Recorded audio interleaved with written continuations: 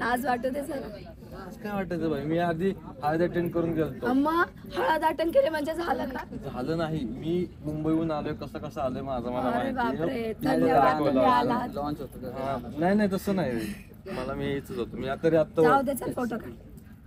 ये. हे जाऊ दे पण काय फोटो जाऊ दे. वाटतं. हा. नंतर भांडू.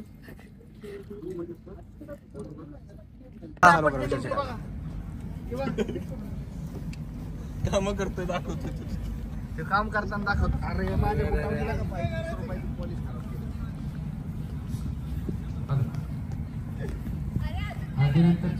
थोडस काहीतरी वाटत होतं, थोडस नाही, थोडस काहीतरी वाटत होतं, थोडस. आता व्हिडिओ मध्ये दिसलंय मी कार्पेट हातरत होतो. मी डायरेक्ट सांगितलं मागच्या व्हिडिओ मध्ये आपलं झालं ब्लॉग, कोणच आलं नाही आता. आम्ही टाकलं डायरेक्ट. अरे मी मेकअपचं सामान घेत होते, तुझं संध्याकाळी करायचं आहे ना. हॉलमध्ये केलेले आहे. का उशीर झाला? हे तू कोण सांगतो मला? तुमच्या थोडा आधी आला म्हणून ते वाचतं, म्हणजे तुझ्या पुढे जरा मी पण अजून जे येणार त्यांच्या मी पण थोडस अगोदर आलो.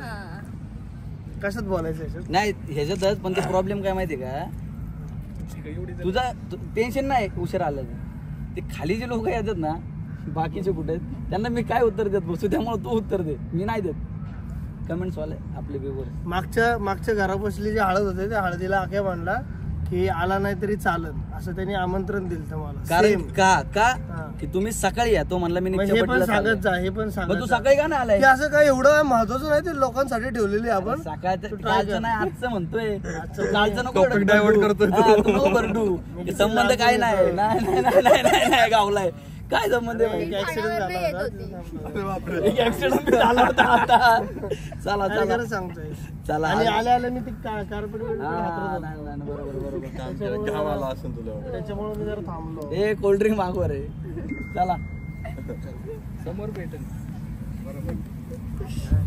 चालेल, तुम्ही शूट करायला लागला मला वाटलं होतं. त्याच्याकडे फिरत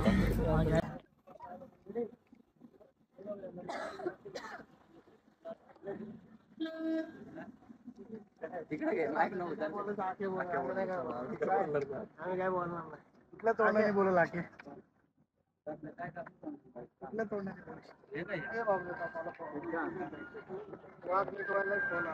हॅलो.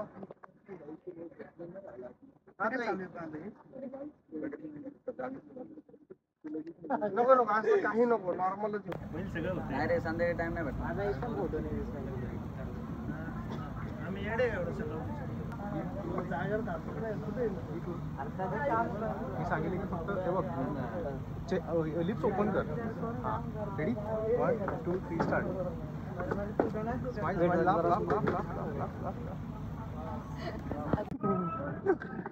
पॉडकास्ट. हे मी नाही बोलणार का प्रियाजी, हे बोलणार, मी नाही बोलणार. बिलकुल प्राऊडली. असं बघून हसलं तिकडे. हा तुझा नंबर बघा पॉडकास्ट साठी का. तुझं बॉर्न कुठं झालंय? कुठं झालंय बॉर्न? कशाशी रिलेट करतोय हा? ते पॉडकास्ट नाही पाहिलं.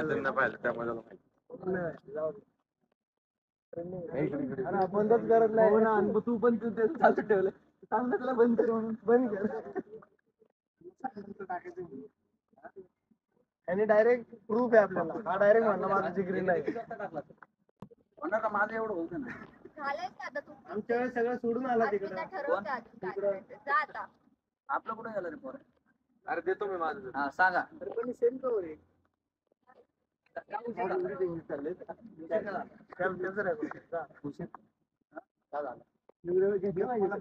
टोन जरा बदललाय. टोन इकडे दाखव, इकडे.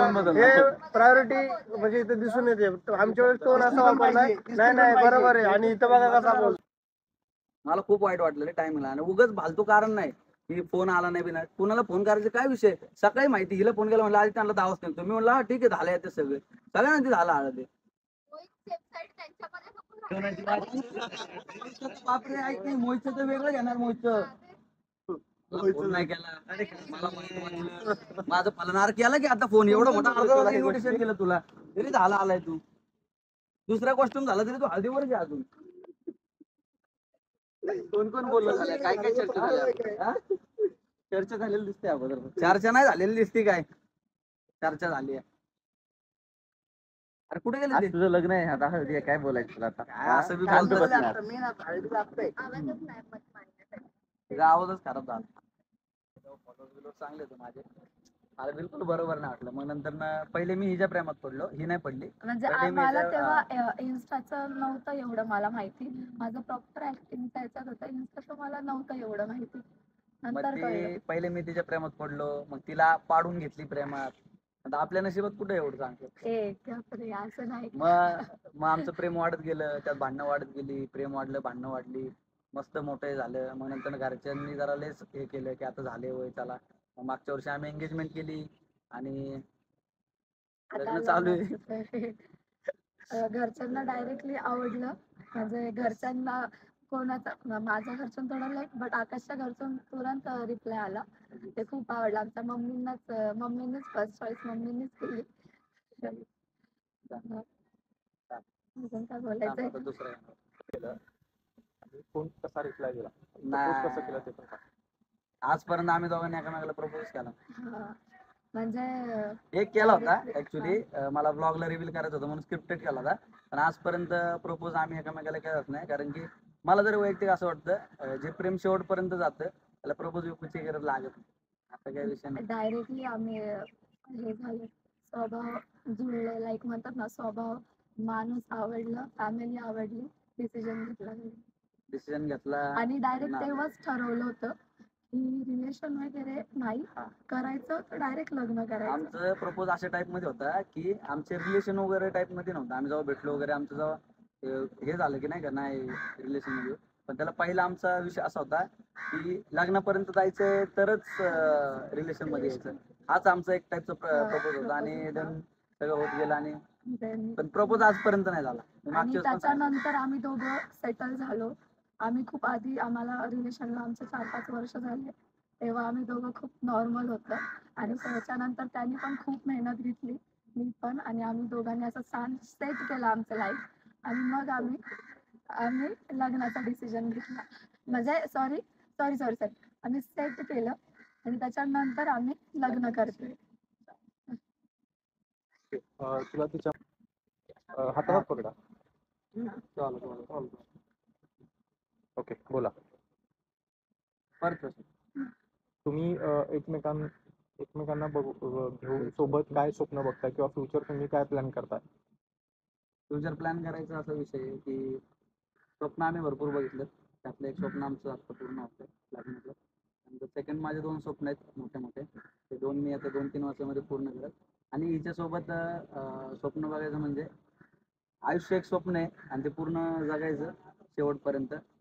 एवढीच इच्छा आहे. स्वप्न म्हणजे भरपूर आता सांगता नाही येणार. आमची रोज स्वप्न असतात, रोज त्यातलं आम्ही पूर्ण करतो. मॅडमचे खूप सारे असतात, ते पूर्ण मी करतो आणि त्यात मला आनंद भेटतो. म्हणजे हिला जे गोष्टी आहेत, ज्या आवडतात, ज्या करायला आवडतात. मला बेसिकली खूप गोष्टी करायला आवडत नाहीत, तिला खूप आवडतात. आता इव्हेंट वगैरे म्हटलं, मग तिला आवडतं, तर तिला आनंद भेटल्यानंतर ना मला जास्त आनंद भेटतो. तो ते बाकी असं विशेष काय नाही. स्वप्न 2 आहेत माझी, पण मी नक्की पूर्ण केल्यानंतर ना मी नक्की 100% सांगेल की माझी काय तुमची. माझे स्वप्नात लव्ह मॅरेज असल्यामुळे असं आहे की आमचं बॉन्डिंग स्ट्रॉंग आहे. आणि माझं असं इच्छा आहे की आता तो जसा आहे त्यांनी लाईफ टाईम माझ्यासोबत तसंच राहायला पाहिजे.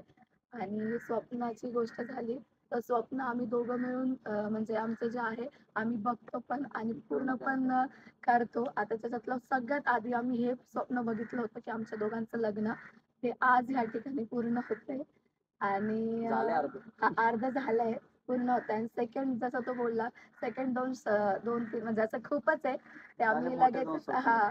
ते पण पूर्ण करतोय. आणि बस सगळे जसे आहेत फॅमिली, आकाश जसे माझ्यासोबत आता आहे, मला तसेच शेवटपर्यंत माझ्यासोबत आहे. 100%. ओके. मला सपोर्ट करणारा म्हणजे एक स्वभाव मॅटर करतो. मी तो स्वभाव त्याच्यात बघितला. आणि सेकंड त्याचाच नाही बघितला, फॅमिलीचा पण बघितला. फॅमिली पण त्याचा म्हणजे बोलायला गेलं त्याच्यापेक्षा जास्त सगळे मला जीव लावतात आणि सगळं खूप स्वीट आहे. आणि त्याचं बोलायला तर शब्दच कमी आहे. तो म्हणजे मला सगळ्या गोष्टीत सपोर्ट करतो. म्हणजे सगळंच कोणतीच आजपर्यंत अशी गोष्ट नाही की त्यांनी मला माझ्यासाठी केली नसेल किंवा मला त्यांनी सपोर्ट केला नसेल किंवा एक म्हणतात ना करिअर असू द्या काही ऑल त्याच्यात मला त्यांनी खूप सपोर्ट केलाय आणि नेहमी माझ्या सोबत असतो. आणि म्हणजे आमच्या दोघांचं जसं त्यांनी सांगितलं की स्वभाव सेम आहे. खरंच आमचं रागाचं टेम्परेचर खूप असतं, पण त्याच्यानंतर आम्ही लगेचच मॅच्युरिटीने एक डिसिजन की नाही नाही हे चुकलंय, हे सगळं सॉरी बोलून आम्ही सगळं आमचा विषय पण एंड करतो. जसं ते म्हणतात ना आमच्या लव्ह स्टोरीमध्ये सगळं मिक्सिंग आहे. क्यूटनेस आहे, भांडण तेवढं आहे, प्रेम तेवढं आहे. लॉंग डिस्टन्स असल्यामुळे आम्हाला दोघांना म्हणजे तेवढं प्रेम पण आमच्यात खूप होतं. आणि फायनली आम्ही खूप स्ट्रगल आमच्या रिलेशनचा बघितलाय. म्हणजे खूप अप म्हणजे डाऊन अप खूप फॉल आले. पण सगळ्या याच्यातून आमचं रिलेशन असं धरून धरून आम्ही लग्नापर्यंत आलोय आणि असंच शेवटपर्यंत. ओके. का एकमेकांकडे फिरत होतं आता जात पकडा. स्वभाव एकसारखेच समजा दोघांना बाहेर राग येतो, बाहेर चिडचिड होती, कोणी बोललेलं आवडत नाही काय नाही. पण एक पॉईंटला वर्षभर आमचं थोडंसं इथं तिथं चाललं. नंतर थोडेसे मी थोडासा टाइम देत नव्हतो कामामुळे, नवीन नवीन बिझनेस सेटअप होता, त्या गोष्टी झाल्या. त्यानंतर मग एका पॉईंट येऊन मला कळलं की दोन्ही गोष्टींना पॅरलर ठेवायला पाहिजे. मग त्या गोष्टी सेटल केल्या. मग नंतर अजून थोडा टाइम गेला, एंगेजमेंट झाली. त्यानंतर एक इन्सिडेंट झाला, त्यातनं मी लय काय काय शिकले, बाहेर निघलो आणि त्यातनं अजून आनंद झाला आणि बेस्ट एक नंबर सगळं आता चालत गेलंय. आणि तिच्यामध्ये आवडायची गोष्ट अशी म्हणली की जर कुठं मी थांबतो, एक first thing mummy papa. Okay. जिथं मी अडकतो किंवा काय होतं तिथून मला बाहेर काढणाऱ्या व्यक्तींमधली ही एक आहे की मम्मी पप्पांनंतर जर कोण पटकन मला रिलीफ देत असेल कुठल्या गोष्टीने, काय मला समजून घेत असेल आणि बाकीच्या गोष्टींना म्हणजे ऑल गोष्टींमध्ये मदत करत असेल तर ही आहे. आणि आता जर एवढी प्रगती दिसते आपली सगळी म्हणजे माझी, तर ती मम्मी पप्पा, विशालदादा, माझे मित्र त्यांच्यामुळे, त्यामध्ये खूप मोठा पार्ट प्ले करते. तो आवडायचा म्हणजे आता काय त्याकडे भरपूर सगळं सांगायचं. सगळ्याच गोष्टींमध्ये मला ओके. मी थोडा कुठेतरी खालीवर होतो, पण ती सगळ्याच गोष्टींमध्ये ओके. म्हणजे सगळ्यांमध्ये समजून घेण्यामध्ये, घरच्यांना समजून घेण्यामध्ये, त्यानंतर बाहेरच्या ज्या गोष्टी आहेत त्याच्यामध्ये, आपल्या जे पूर्ण सोसायटी आहे त्याच्यामध्ये सगळीकडे एकदम बेस्ट आहे. त्यामुळे काही टेन्शन नाही. बरोबर आहे का? तुला दिया चला. कुठला आता दुसरा तू सांगितलं नाही तुला तुला त्याच्यामध्ये काय आवडतं. पाणी मागवलं. अस्मिता, आयुष्यभर माझ्यासारख्या आवड माणसाला सहन करायला तुझ्याकडे ताकद आहे. अरे मग एवढं वर्ष केलं, आता पुढचं काय विचार. I love you. Love you.